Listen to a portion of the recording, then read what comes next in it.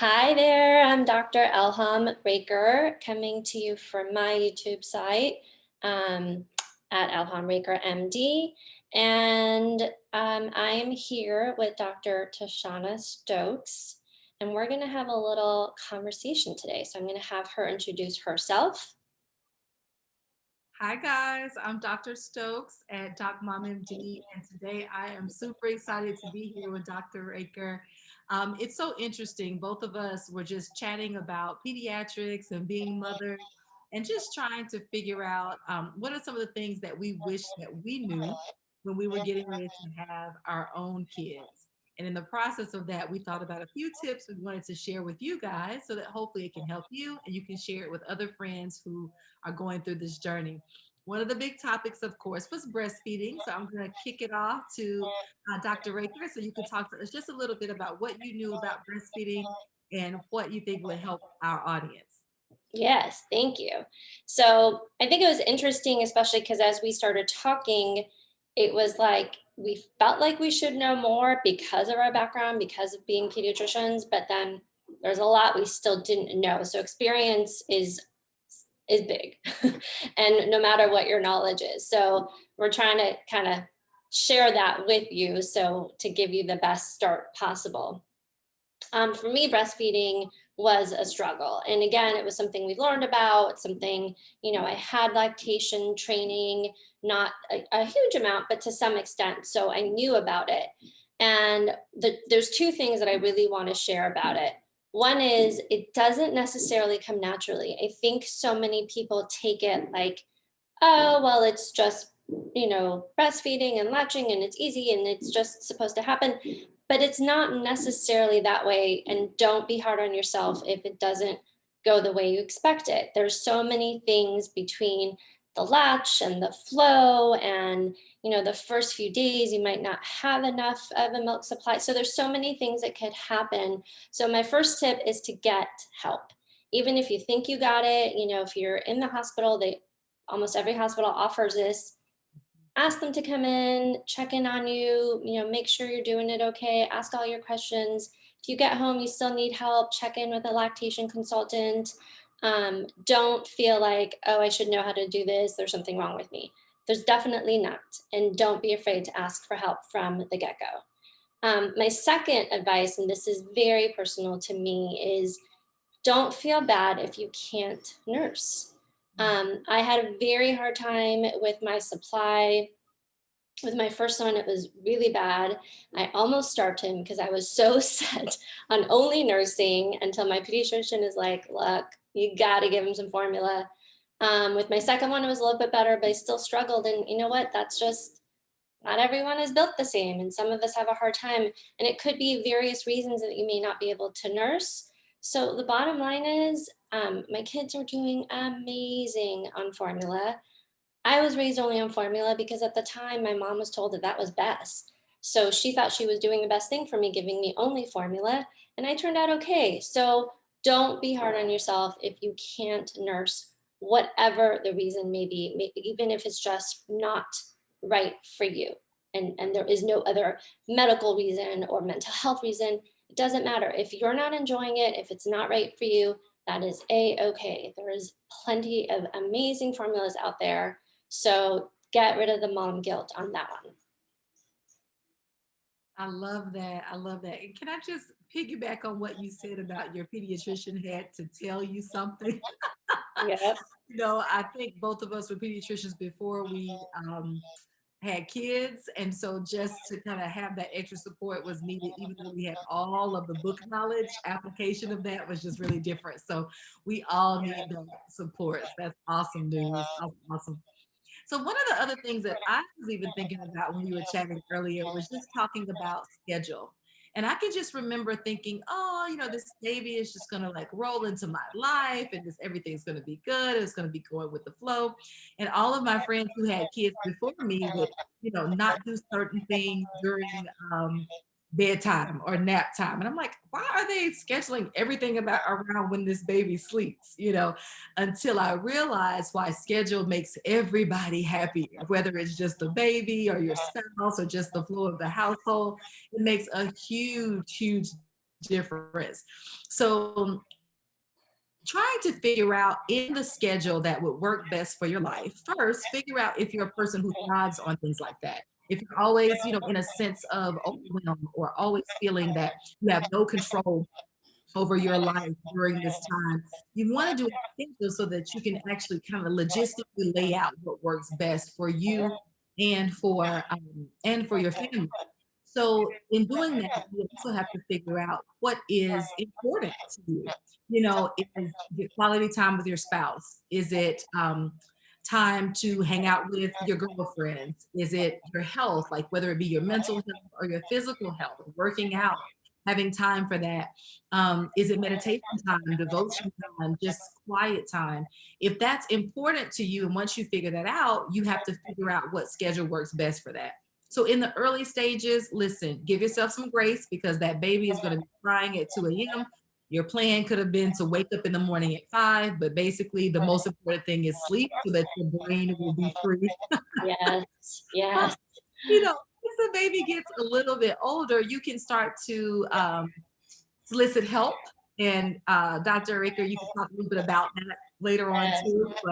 But just trying to figure out who can help you to be able to get you to the point where you need to be, whether that's your spouse, whether it's older siblings, whether it's a grandparent, whatever that may be. And so in the process of that, if you know that you're a person who likes to work out, then you need to just literally set that alarm earlier and just get in the routine of doing something. As a part of my maturing and growing, I realized that motivation sometimes is just not enough. You have to just let discipline kick in for those things that are important for you. So in the process of that, sometimes you're just not going to feel like it. Sometimes you do want to sleep a little longer, but that only one little window between 5 and 6 a.m. before everybody gets up and starts adding more and more demands, that may be the only time that you have. Or if you're not an early riser and you can get more things done once everybody is in the bed, then it may be a little unconventional, but that may be the time that you have where you either are having that quiet time with your girlfriends on the phone, or getting the work in late in the evening, whatever works for you, or a quiet bath. Just figuring that out and trying to stick with that and making that a priority. One of my second tips for that is schedule that important thing just like you schedule everything else. You make your doctor's appointments, your dentist appointments, you have to go to the grocery store however many times a month. Those are things that you do whether you feel like it or not, right? So when it comes to those things that are important, that we talked about earlier, putting that on the schedule as well and doing that as a service to yourself. A lot of times when you are having a baby, you just feel like everything should be given to that new life. And it will be. That happens without even trying.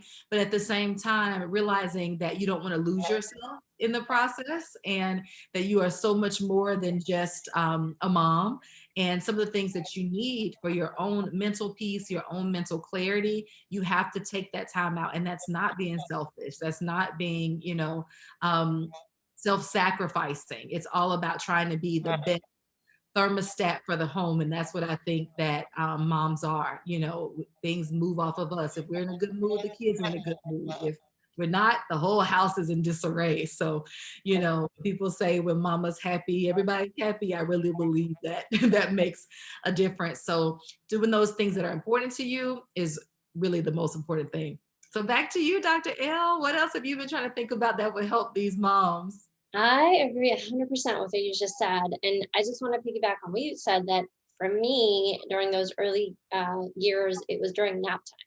So we actually had a machine in our house and I was able to use it. But even if you don't, there's a ton of like workouts you can do, especially now, um, recordings of things or online programs. So, just make a little space in the living room and work out during nap time if you can't squeeze it in any other time. Um, so, and also to piggyback what you're saying, talking about the scheduling, I think a lot of us, whether you came from like a professional life or now you're a mom and your thought process and women in general is like, I can do it. I can do this. And you can, but there is no shame in accepting help from anyone and everyone who's willing to give it to you. So, number one tip is accept the help.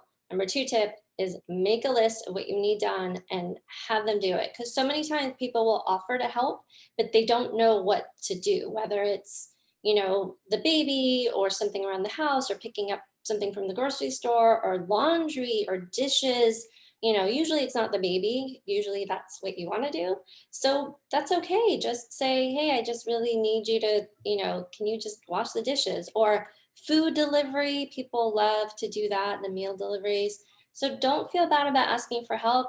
I could say, as a person on the other side, on both sides, but certainly on the other side, knowing that what I'm doing is actually helpful for the person if I'm offering help makes me feel good as well. So keep that in the back of your mind that you're kind of doing a favor for that person that's offering help by letting them know how they can really be helpful. Um, so I'm going to send it back to you, Dr. Stokes, to finish up our tips for the day. I love it. Now, doesn't that feel strange though? Saying, can you do this, and It this? does, but you know what? It makes you and them feel good. It does. It does. And it doesn't waste anybody's time either. Yeah, Like you said, so many times you want to help and you're doing things and it's like, do they need another meal that week or do they need this or that? So I think that's awesome. And I tell 100%. the moms in my office all the time, listen, those dishes can be there another 12 hours. Like Yep, have a home infestation. It's fine, yep. because so often you feel like, you got to just get this done and this done and this done. In the grand scheme of life, does it really matter? You Nope. know? Agreed. Yes, and so when you have a baby, it's such an exciting time, and so when women go through things, or when families and relationships kind of change a little bit with the dynamic of having kids, when things don't go just perfectly, and like that picture TV version of having a new baby and bringing it home, it can be really challenging for families. And so this is a very touchy subject, but I really wanted to speak on it because I hear it so much in the office. And that is what happens with your nuclear relationship when you have a baby, right? There's so many things that happen depending on how the pregnancy was that could have flipped some things around. Things may not have been, as exciting as they used to be, or everything was like, I'm tired or I'm frustrated or I'm irritable, and then the baby comes home and everything is about doting on that sweet baby. And so sometimes your spouse or significant other may actually feel a little bit left out, and of course they are a parent as well, but especially if you're the one who is in charge of the feedings or you're the one who's nursing, a lot of times all of your attention goes there. And so then we're left with the scraps, right? So not only are the other kids in the home maybe not getting as much of you as they needed, but so your spouse can be the same way. And in the process of that, what I kept hearing parents to complain about was that, we're not connected, or a dad will be frustrated that the baby's always in the room, or she forgot about me, or she doesn't have time for me. And it sounds just like a little jealous, friend. But at the same time, those are real emotions that don't need to be ignored. And of course, I would like to consider myself a progressive woman. I don't think everything should be about catering to the other person. But at the same time, that's your nuclear family and that's important. And so everybody has a role in that family. And so trying to remember, and this is me taking off my doctor's jacket and putting on my woman jacket only, to just say, hey, you are also a wife, and remembering that that has its place and position as well. And so, of course, the baby will always be priority at the beginning. But as that baby gets a little bit older, that nuclear relationship will be there. And so trying to figure out how you can still make that time and energy and effort for Mhm. your spouse. And then if this video gets shared with the men or the other partner, make sure you do the same thing. Make it easier for your wife to be able to say, hey, I'm having this wife time as well. So whether that means you're catching up the dishes or you're doing the feed or Yep, you're throwing that load of laundry on, hey, it's not just about one person figuring out how to make that life work. yep, Now we have this new little bundle in there. Now it's all about trying to figure out, okay, you know what? You want a little time with me? We got to do our own thing on the side so that we yep, can actually do that. Because it just, it hurts my heart to see families struggling with like real issues like infidelity or passive aggressive behaviors and things like that that can really lead to the destruction of a family. You yep. know, so trying to catch that earlier on In the same way you said, Dr. Raker, about trying to let other people know what you need, let your partner know the same thing, Absolutely. so that if something done and you need something else from them, you hey, speak up and say that. They're your partner. They're supposed to care about what it is that's important to you. And then if you express that and they are not willing to rise to the occasion, that's a whole nother issue to deal with. Right. When it comes to what you need to keep that family intact, it's all about expressing that to your partner so that both of you can get what it is that you need so that the relationship will be stable and strong, which always makes it healthier to be able to support that baby, which is the ultimate goal. So, so important. I think that that initial relationship has got to be put first Mhm. so that everyone else in the family can thrive. And of course, like you said, the first month, 6 weeks, 8 weeks, maybe not so much. It's all about the baby. But as the baby gets older and you have a little bit more time and energy, utilize that help and maybe use it for a date night or, for a quick lunch or even just a walk around the block together. Sometimes that's all you need just to connect. Right. So Encourage 100%. yourselves not to talk about the baby, right? Like, is that Yeah. possible? I think Yeah. so often, like even when you do have a date night, everything is about the kids The and what kids. else. Can you believe she said this? Can you believe the baby did this?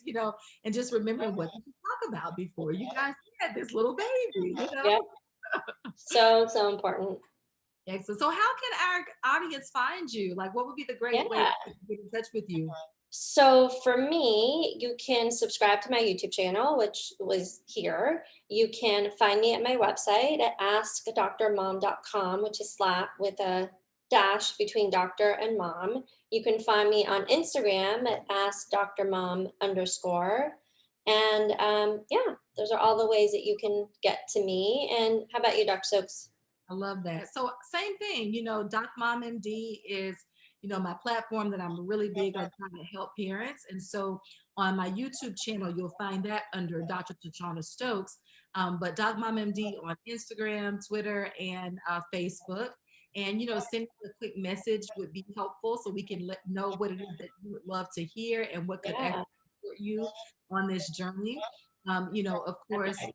us have classes and courses that are coming out so that if you're tuned into our channels, you'll be able to get even more tips and advice for the long run. I mean, we're here for you. And so just letting us know, comment below what kind of things you'd love to hear. And you never know, you may catch us again with another video. Yeah. This was fun as I expected it to be. I knew when we talked about doing this that it would just be fun to chat with you, coming from our personal backgrounds and professional backgrounds and putting it together. So no surprise there. And yes, would love to do more with you. Maybe we'll do some IG lives. Love that. Love Yeah, that. Have a good one, everyone. me too. Bye bye.